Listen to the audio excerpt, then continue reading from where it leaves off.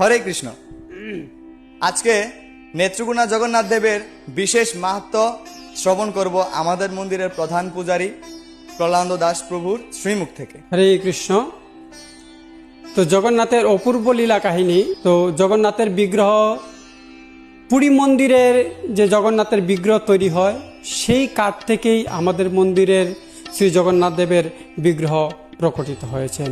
তো প্রভু শ্রী জগন্নাথ যখন প্রথম নেত্রকোনা আসেন, যখন তাকে সেই প্যাকেট থেকে উন্মোচন করা হয়, তো সেই যে জগন্নাথের যে একটা সুগন্ধি তার শরীর থেকে বেরিয়ে এসেছিল, সেই সুগন্ধিটা যেন আজও আমার সেই নাকে লেগে আছে।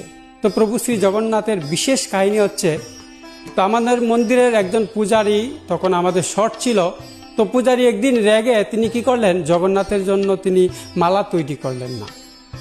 কিন্তু ঠিক পরের দিন সকালেই যে সময় জগন্নাথকে মালা পরিধান করানো হয়, সেই সময় একজন মাতাজি 3টা মালা নিয়ে এসে মন্দিরে হাজির, এবং মাতাজি বললেন, আমি প্রভু শ্রী জগন্নাথের জন্য 3টি মালা নিয়ে এসেছি। তো পূজারী দেখে অবাক যে আমি প্রভুর জন্য মালা তৈরি করলাম না, কিন্তু প্রভু ঠিক তার সেবাটা তার অন্য কোনো সেবককে দিয়ে করিয়ে নিলেন। তো প্রভু তিনি আমাদেরকে বুঝিয়ে দিলেন যে যদি তুমি আমার সেবা না করো, আমার সেবকের এই জগতে কোনো